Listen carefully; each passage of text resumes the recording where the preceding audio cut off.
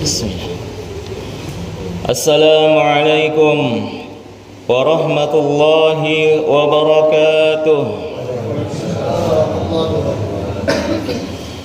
Allahu akbar. Allahu akbar. Allahu akbar. Allahu akbar. Allahu akbar. Allahu akbar. Allahu akbar. Allahu akbar. Allahu akbar. La ilaha illallah wallahu akbar. Allahu akbar walillahil hamd. Allahu akbar kabira walhamdulillahi katsira wa subhanallahi bukratan wa asila. La ilaha illallah wahdah sadaqa wa'dah wa nasara 'abdah wa 'azza jundahu wa hazamal ahzaba wahdah. La ilaha illallah wa la na'budu illa iyyah mukhlisina lahud-din walau karihal kafirun. Alhamdulillahilladzi harrama as-siyama yawmal 'id diyafatan li'ibadihi as-salihin.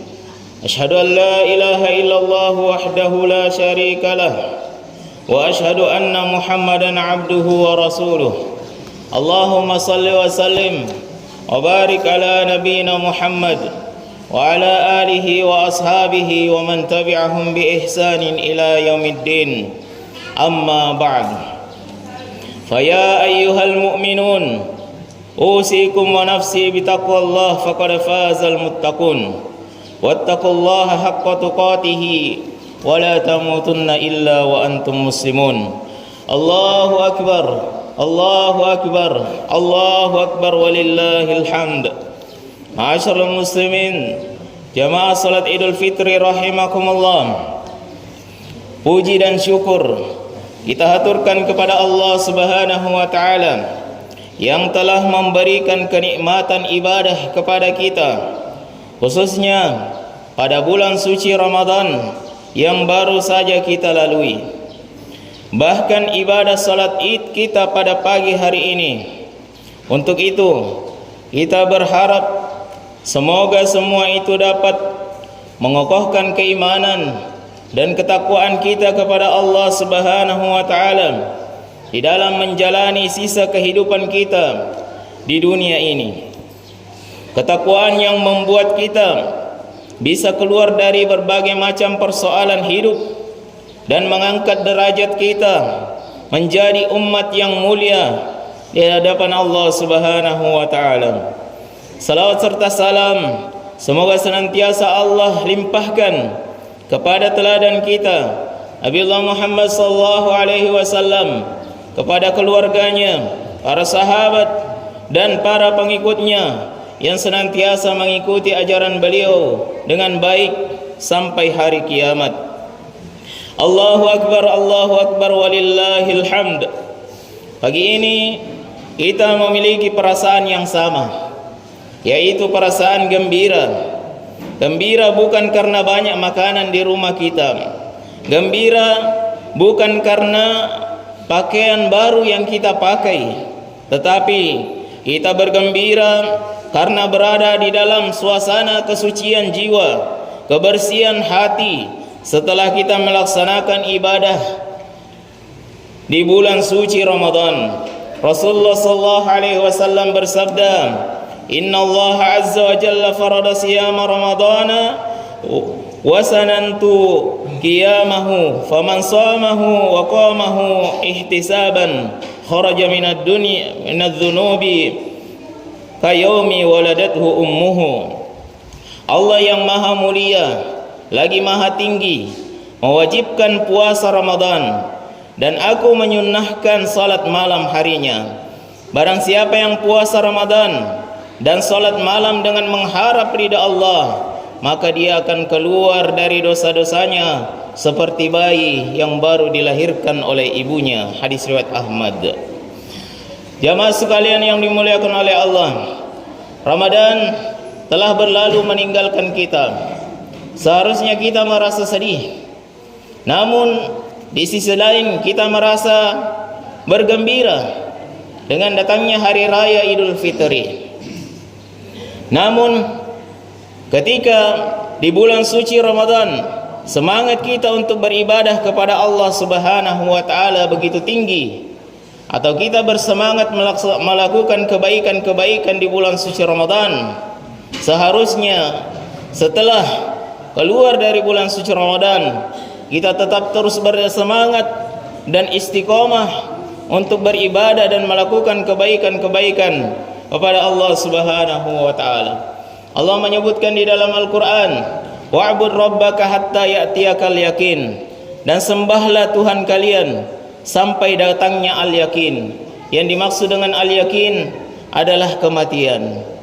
Ayat ini mengingatkan kita untuk terus beribadah kepada Allah Subhanahu wa taala sampai akhir ayat kita. Nabi SAW menyebutkan di dalam hadis, "Ahabbul a'mali ila Allahi adwamuha wa inqal."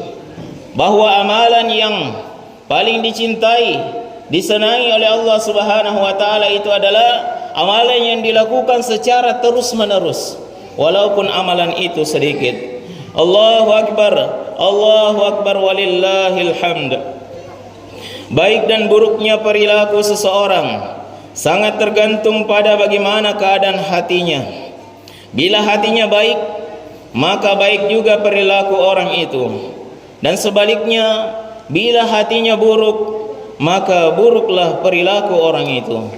Rasulullah sallallahu alaihi wasallam bersabda, "Ala inna fil jasadi mudghatan, idza salahat salahal jasadu kulluhu, wa idza fasadat fasadal jasadu kulluhu, ala wahiyal qalbu." Ingatlah bahwa di dalam tubuh manusia itu terdapat segumpal daging.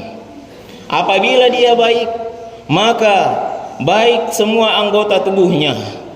Namun apabila dia buruk, maka buruk pula semua anggota tubuhnya. Ingatlah bahwa segumpal daging itu adalah hati. Hadis riwayat Bukhari dan Muslim. Oleh sebab itu, hati kita harus kita perlakukan dengan baik agar ia senantiasa berada di dalam kebaikan. Melalui kesempatan yang berbahagia ini, kami akan menyampaikan 3 amalan yang harus kita lakukan terhadap hati kita. Amalan yang pertama adalah hati kita harus dibersihkan, seperti halnya badan dan benda lain. Hati bisa mengalami terjangkit kotoran, namun kotornya hati bukan karena debu. Hati menjadi kotor bila di dalamnya ada sifat-sifat suka terhadap perilaku dosa. Padahal dosa senantiasa dibenci. Oleh karena itu, bila kita suka terhadap dosa, apalagi sampai melakukannya, maka jalan terbaik adalah segera bertaubat kepada Allah Subhanahu wa taala agar hati kita kembali menjadi bersih kembali. Rasulullah sallallahu alaihi wasallam bersabda yang artinya, sesungguhnya seseorang hamba ketika berbuat dosa, maka ada titik hitam di dalam hatinya. Ketika dia meninggalkan dosanya, kemudian memohon ampun kepada Allah Subhanahu wa taala dan bertobat, maka hatinya kembali bersih. Dan jika dia kembali berbuat dosa, maka titik hitam terus bertambah di hatinya sampai menjadi gunung. Dan itulah yang menyelubungi hati dari cahaya, seperti yang Allah firmankan, sama sekali tidak demikian. Sebenarnya apa yang selalu mereka usahakan itu menutupi hati mereka. Hadis riwayat Tirmizi. Hati yang bersih membuat kita menjadi peka terhadap dosa, karena dosa adalah kotoran yang bisa menyebabkan kita menjadi hina. Allah Subhanahu wa taala berfirman di dalam Al-Qur'an, "Wala tuhzini yauma yub'atsun, yauma la yanfa'u malu wala banun illa man atallaha biqalbin salim." Dan janganlah engkau hinakan kami pada hari dibangkitkan, yaitu di hari harta-harta, di hari anak-anak keturunan tidak lagi berguna kecuali orang-orang yang menghadap kepada Allah Subhanahu wa taala dengan hati yang bersih. Allahu akbar, Allahu akbar, Allahu akbar walillahil hamd. Ma'asyiral muslimin, jamaah salat Idul Fitri rahimakumullah. Kemudian yang kedua, hati kita harus dilembutkan. Kelembutan hati sangat penting untuk dimiliki, karena dengan hati yang lembut inilah hubungan dengan orang lain, hubungan dengan sesama manusia akan berlangsung dengan baik, dan ia mudah menerima nilai-nilai kebenaran. Kelembutan hati membuat kita memandang dan menyikapi orang lain dengan sudut pandang kasih sayang, sehingga bila ada orang lain mengalami kesulitan hidup, ingin rasanya kita menolong, mengatasi persoalan hidupnya. Ketika kita melihat orang lain susah, ingin sekali kita membantu untuk memudahkannya. Kelembutan hati menjauhkan kita dari rasa benci kepada orang lain, meskipun orang lain itu tidak baik, karena kita ingin memperbaiki orang yang belum baik. Di antara perilaku yang harus kita waspadai, yang bisa menyebabkan hati menjadi keras sehingga kita semakin jauh dari Allah Subhanahu wa taala adalah melalaikan perintah Allah Subhanahu wa taala. Rasulullah sallallahu alaihi wasallam bersabda, "La tukthiru al-kalam bi ghairi dzikrillah, fa inna kathratal kalami bi ghairi dzikrillah ta'ala qaswatun lil qalbi, wa inna ab'adan nasi minallahil qalbul qasi." Janganlah kalian banyak berbicara yang bukan dalam rangka zikir kepada Allah Subhanahu wa taala. Karena dengan banyak bicara yang bukan dalam rangka zikir kepada Allah akan menjadikan hati menjadi keras. Sementara manusia yang paling jauh dari Allah adalah manusia yang memiliki hati yang keras. Hadis riwayat Tirmizi. Agar hati kita menjadi lembut, ada beberapa cara yang bisa kita lakukan. Di antaranya adalah dengan menyayangi anak yatim dan orang-orang miskin. Rasulullah sallallahu alaihi wasallam bersabda, "Anna rajulan syaka ila Rasulillah sallallahu alaihi wasallam qaswata qalbihi, faqala imsah ra'sal yatimi wat'imil miskin." Seorang laki-laki pernah datang kepada Nabi sallallahu alaihi wasallam, kemudian mengadukan hatinya. Kenapa hatinya sangat keras? Maka beliau menasihatinya, usaplah kepala anak yatim dan berilah makanan kepada orang miskin. Hadis riwayat Ahmad. Allahu akbar, Allahu akbar, Allahu akbar walillahil hamd. Ma'asyiral muslimin, jamaah salat Idul Fitri rahimakumullah. Kemudian amalan yang ketiga adalah hati ini harus didoakan. Hati manusia bisa berubah-ubah dengan cepat, karena hati dalam bahasa Arab itu adalah kolbun, artinya bolak-balik dan mudah berubah. Seorang dengan mudahnya pada pagi hari dia mengatakan A, kemudian namun ketika sore hari dia dapat berubah dengan mengatakan B. Karena itu, agar hati kita tetap istiqamah di jalan Allah Subhanahu wa taala, maka kita menaati perintah Allah dan menjauhi larangannya. Hendaklah kita sering berdoa kepada Allah Subhanahu wa taala. Rasulullah sallallahu alaihi wasallam mengajarkan kita doa-doa untuk meluruskan hati. Di antara doa yang beliau ajarkan adalah, "Ya muqallibal qulub, tsabbit qalbi ala dinik." Saya ulangi, "Ya muqallibal qulub, tsabbit qalbi ala dinika." Wahai zat yang membolak-balikkan hati, tetapkanlah atau teguhkanlah hatiku di atas agamamu. Inilah doa yang selalu kita minta kepada Allah Subhanahu wa taala, agar hati kita tetap istiqamah di jalan Allah Subhanahu wa taala, tidak berbolak-balik. Rasulullah SAW juga mengajarkan kepada kita doa, Allahumma musarrifal qulub, sarrif qulubana ala ta'atik. Saya ulangi, Allahumma musarrifal qulub, sarrif qulubana ala ta'atik. Ya Allah, zat yang memalingkan hati, palingkanlah hati kami untuk taat beribadah kepadamu.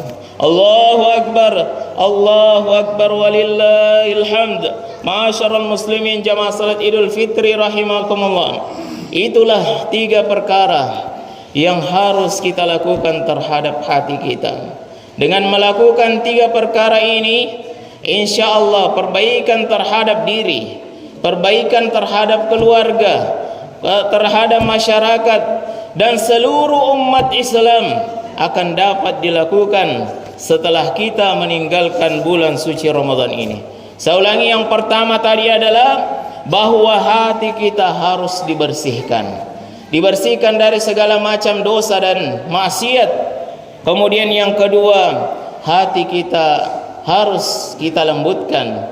Salah satu di antaranya kata Nabi sallallahu alaihi wasallam adalah dengan kita menyayangi anak yatim dan menyayangi orang-orang miskin. Kemudian yang ketiga adalah hati kita harus kita doakan. Kita berdoa dengan doa yang diajarkan oleh Nabi kita Muhammad sallallahu alaihi wasallam, ya muqallibal qulub tsabbit qalbi ala dinik. Allahumma musarrifal qulub sarrif qulubana ala ta'atik. Akhirnya marilah kita berdoa semoga Allah Subhanahu wa taala menerima amalan ibadah kita khususnya di bulan suci Ramadan dan mengampuni dosa-dosa kita yang telah lalu. Amin ya rabbal alamin. Innallaha wa malaikatahu yusholluna 'alan nabi ya ayyuhalladzina amanu shallu 'alaihi wa sallimu taslima. Allahumma shalli 'ala Muhammad wa 'ala ali Muhammad kama shallaita 'ala Ibrahim wa 'ala ali Ibrahim innaka Hamidum Majid. Allahumma barik ala Muhammad wa ala ali Muhammad kama barakta ala Ibrahim wa ala ali Ibrahim innaka Hamidum Majid. Allahumma ighfir lil muslimina wal muslimat wal mu'minina wal mu'minat al ahya'i minhum wal amwat innaka antas sami'un qaribun mujibud da'awat. Rabbana ighfir lana wa li ikhwanina alladhina sabaquna bil iman ولا تجعل في قلوبنا غلا للذين آمنوا ربنا إنك رؤوف رحيم. اللهم اغفر لنا ولوالدينا وارحمهم كما ربونا صغارا. اللهم أرنا الحق حقا وارزقنا اتباعه وأرنا الباطل باطلا وارزقنا اجتنابه. اللهم يا مقلب القلوب اللهم يا مقلب القلوب ثبت قلوبنا على دينك ثبت قلوبنا على دينك ثبت قلوبنا على دينك. اللهم يا مصرف القلوب صرف قلوبنا على طاعتك. ربنا آتنا في الدنيا حسنة وفي الآخرة حسنة وقنا عذاب النار وقنا عذاب النار وقنا عذاب النار. صلى الله على نبينا محمد وعلى آله وصحبه أجمعين. سبحان ربك رب العزة عما يصفون وسلام على المرسلين والحمد لله رب العالمين. السلام عليكم ورحمة الله وبركاته.